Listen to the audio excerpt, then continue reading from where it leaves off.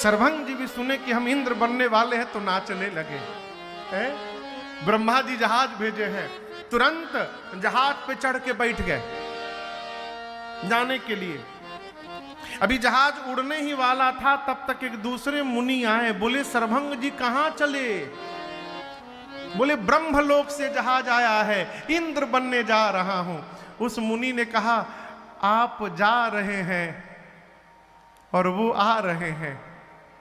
सर्वंग मुनि पूछे कौन आ रहा है? मैंने सुना है राम जी चित्रकूट से चल दिए हैं और आपके कुटिया के सामने जो पगडंडी है, इसी पगडंडी से होके राम जी, लक्ष्मण जी, सीता जी गुजरने वाले हैं और आप बताइए जा रहे हैं। जैसे सर्वंग जी सुने कि राम जी आ रहे हैं मेरे कुटिया के सामने, सर्वंग जी जहाज से नीचे कूद पड़े और दूतों से कहे जहाज लेकर जाओ। दूतों ने कहा क्या कर रहे हैं, ऐसा अवसर बार बार नहीं मिलेगा, आप इंद्र बनने वाले हैं, जीवन भर के सत्कर्म का फल प्राप्त हो रहा है। सर्वंग मुनि बोले इसी भ्रम में तो मैं भी था कि जीवन भर के सत्कर्म का फल इंद्रासन मिलने जा रहा है, मैं भ्रम में था। मेरे जीवन भर के सत्कर्म का फल इंद्रासन नहीं है, मेरे सत्कर्मों का फल देने के लिए राम जी स्वयं चल के मेरी कुटिया के सामने आ रहे हैं, मुझे नहीं जाना। विदा कर दिए हो।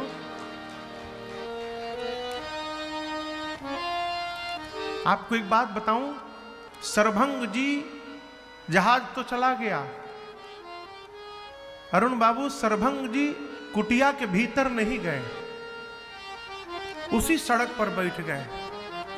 हम मुनि से पूछा किधर से आएंगे, बताया उधर से आएंगे। वहीं बैठकर कई दिनों तक एक ही काम, चितवत पंथ रहे दीन रात्रि, चितवत पंथ रहे दीन रात्रि, चितवत पंथ रहे दीन रात्रि, चितवत पंथ रहे दीन रात्रि। अब प्रभु देखी जुड़ानी छाती, अब प्रभु देखी जुड़ानी छाती, नाथा सकल साधन में ही, नाथ सकल साधन में ही, नाथ सकल साधन में ही, किन्हीं कृपा जानी जान दीना, किन्हीं कृपा जानी जान दीना, किन्हीं कृपा जानी जान दीना, किन्हीं कृपा जान जान दीना।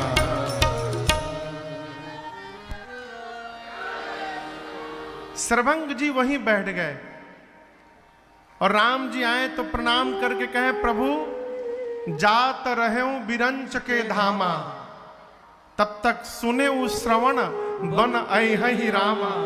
जैसे सुनाई पड़ा प्रभु जहाज से उतर गया और आपके लिए मैं आश्रम के भीतर भी नहीं गया हूं नाथ, दिन रात यहीं बैठकर रास्ता देखता रहा।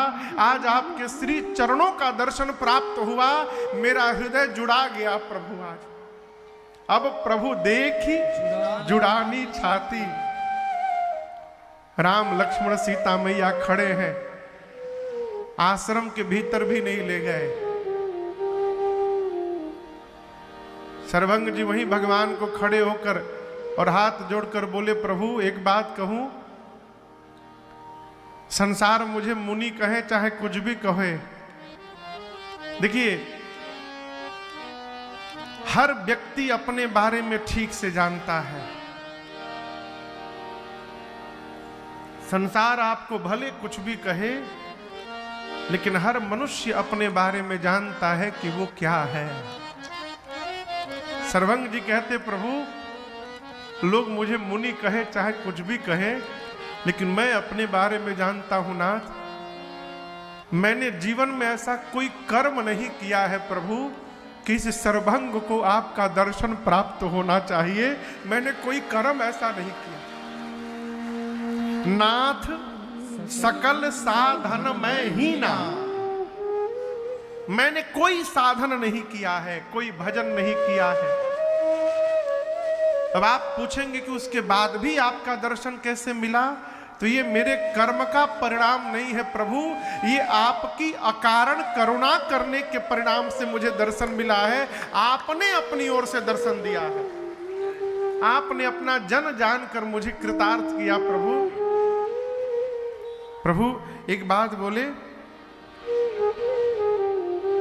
जब तक मैं कहूं नहीं आप यहां से कहीं जाइएगा मत। राम जी बोले कहीं नहीं जाएंगे। भगवान को खड़ा करके सर्वभंग जी लगे भागने, कभी इस दिशा में जाते लकड़ियों को ला के रखते, कभी उस दिशा में जाते लकड़ियों का ढेर ला के रखते। इस प्रकार बहुत सारी लकड़ियों को एकत्रित करके और राम जी के सामने सर्वभंग जी अपने हाथों से अपनी चिता सजाने लगे। अपनी पूरी चिता सजाकर और चिता के ऊपर चढ़ के बैठ गए। लक्ष्मण जी से बोले, उस कमंडल से थोड़ा मेरे हाथ में पानी दे देंगे। लक्ष्मण जी ने सर्वभंग जी के हाथ में जल दिया और जैसे जल आया, सर्वभंग जी ने कहा, प्रभु जीवन में जितना मैंने जप किया है, जो भी मैंने भजन किया है, जितनी तपस्या की है, मेरे जीवन के द्वारा किए हुए सत्कर्मों से उत्पन्न जितने पुण्य फल हैं, मैं अपने जीवन का सारा पुण्य आज आपको साक्षी मानकर आपके चरणों में समर्पित करता हूं प्रभु, आपको समर्पित करता हूं। अपने जीवन का सारा पुण्य सर्वभंग जी ने भगवान को अर्पित किया और कहा, प्रभु एक वरदान चाहिए। राम जी ने कहा, मांगिए। सर्वभंग जी कहे, प्रभु सीता अनुज समेत प्रभु नील जलद तन श्याम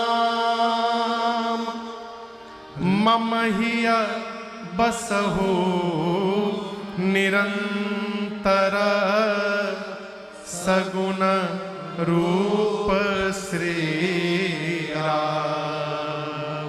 प्रभु सीता जी और लक्ष्मण जी के साथ आप इसी प्रकार सांवले स्वरूप में मेरे हृदय में इस सगुण रूप में निरंतर वास करते रहिए प्रभु, इसके अलावा हमें आपसे कुछ नहीं चाहिए। भगवान ने कहा, तथास्तु, दिया आपको। और जैसे भगवान से वरदान प्राप्त हुआ, सर्वभंग जी ने तुरंत अस कही जोग अग्नि तनु जारा, दाहिने पांव के अंगुष्ठ से शरीर में योगाग्नि को प्रज्वलित करा के और भगवान के सामने अपनी चिता में आग लगाकर अपने को जलाकर भस्म कर दिया सर्वभंग जी।